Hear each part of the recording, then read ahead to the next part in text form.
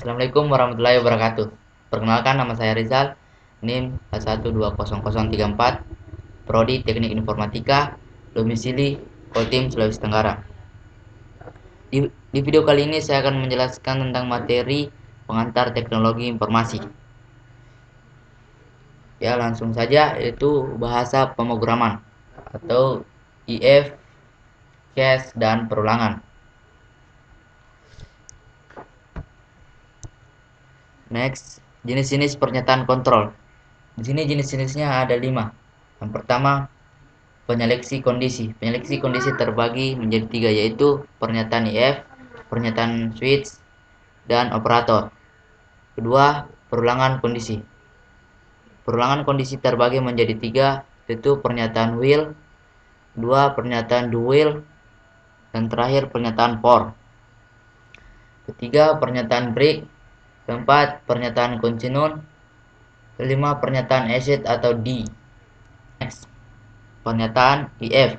Pernyataan if memungkinkan programmer untuk menentukan mana yang benar atau tidak dan melakukan tindakan selanjutnya. Pernyataan switch. Pernyataan switch bermanfaat untuk menyeleksi sejumlah alternatif. Operator. Operator dikenal dengan operator ternary disebabkan karena melibatkan 3 operan. Lanjut, perulangan kondisi. Perulangan kondisi terbagi menjadi 3, yaitu pernyataan while, pernyataan do while, pernyataan for. Next, pernyataan while merupakan salah satu pernyataan yang berguna untuk melakukan suatu perulangan. Pernyataan do while. Pernyataan do while mempunyai kegunaan yang serupa dengan pernyataan while. Lanjut, pernyataan for. Pernyataan for juga merupakan pernyataan yang menyatakan perulangan. Pernyataan break. Pernyataan break berguna untuk keluar dari pernyataan while, do while, dan for. Next, pernyataan continue. Pernyataan continue digunakan untuk menuju ke iterasi atau putaran berikutnya pada pernyataan-pernyataan yang terkait dengan pengulangan. Next, pernyataan exit atau D. Pernyataan exit atau D digunakan untuk menghentikan eksekusi. Basis data. Definisi basis data.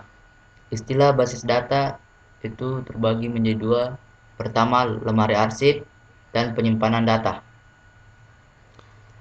Basis data adalah sekumpulan data yang saling berelasi menurut aturan atau tatanan tertentu. Sistem basis data atau DBMS. Sistem basis data, sistem yang terdiri atas sekumpulan tabel data yang saling berhubungan dan sekumpulan program DBMS atau Database Management System yang memungkinkan berbagai user dan atau programan lain dapat mengakses dan memanipulasi tabel-tabel tersebut. Seperti contoh gambar di bawah ini. Tujuan basis data.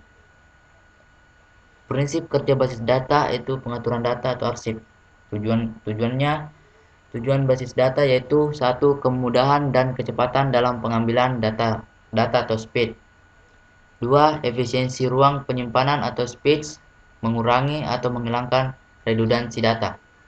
3. Keakuratan atau akurasi pembentukan kode dan relasi antar data berdasarkan aturan atau batasan constraint. Tipe data, domain data, keunikan data untuk menekan ketidakakuratan saat entry atau penyimpanan data. Next, IP address. Kategori IP address. IP static merupakan IP address yang secara permanen dimiliki oleh sebuah mesin.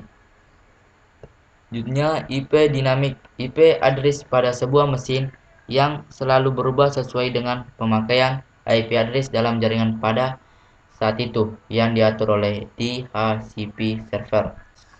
Selanjutnya, email. Electronic email adalah salah satu sarana komunikasi yang cukup handal. Perbandingannya dengan email adalah waktu pengirimannya yang sangat cepat. Proses penyampaiannya elektronik mail dapat dianalogin dengan penyampaian surat oleh kantor pos dan giro. Keuntungan email. Di sini keuntungannya ada 4. Yang pertama, pengirimannya cepat dari setengah jam sampai sehari.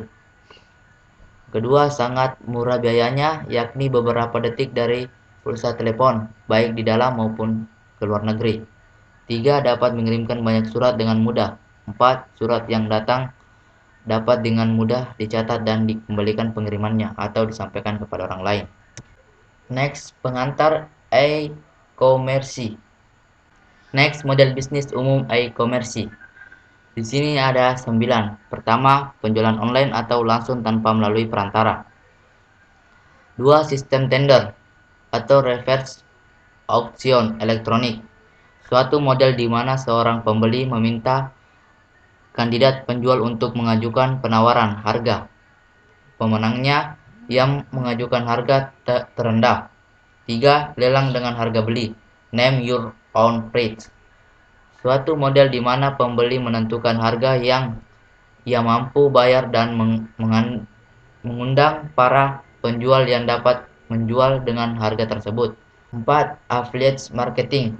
Suatu perjanjian di mana rekanan pemasaran atau perusahaan, organisasi, atau bahkan perorangan mengacu konsumen ke situs web penjual.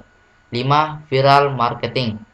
Pemasaran dari mulut ke mulut, di mana konsumen menganjurkan suatu produk atau jasa perusahaan kepada teman-temannya atau orang lain. Next, pengantar kecerdasan buatan. Apa itu AI? AI merupakan kawasan penelitian, aplikasi, dan instruksi yang terkait dengan pemrograman komputer untuk melakukan sesuatu hal yang dalam pandangan manusia adalah cerdas. Atau H. A. Simon 1987. Selanjutnya, sebuah studi tentang bagaimana membuat komputer melakukan hal-hal yang pada saat ini dapat dilakukan lebih baik oleh manusia. Rich and Knitz 1991. Next. Detail kecerdasan buatan. Sudut pandang kecerdasan buatan mampu membuat mesin menjadi cerdas berbuat seperti yang dilakukan manusia. Sudut pandang penelitian.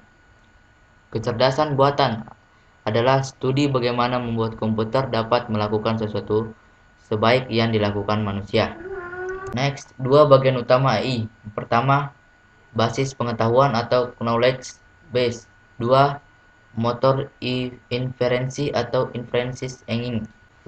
Next, tujuan kecerdasan buatan. Di sini terbagi menjadi 3, yaitu membuat komputer lebih cerdas. 2. Mengerti tentang kecerdasan. 3. Membuat mesin lebih berguna. Next, perbedaan kecerdasan buatan dengan kecerdasan alami. Pertama, lebih permanen. 2. Menawarkan kemudahan duplikasi dan penyebaran. 3. Lebih murah daripada kecerdasan alami. 4. Konsisten dan menyeluruh. Next, kelebihan kecerdasan alami dibanding AI. Itu pertama, bersifat lebih kreatif. 2. Dapat melakukan proses pembelajaran secara langsung, sementara AI harus mendapatkan masukan berupa simbol dan representasi. Oke, mungkin sampai di sinilah saya menjelaskan materi teknologi pengantar informasi dari pertemuan ke-8 sampai pertemuan ke-15. Jangan lupa like, komen, dan subscribe di channel saya, guys. Saya tutup dengan ucapan Assalamualaikum warahmatullahi wabarakatuh.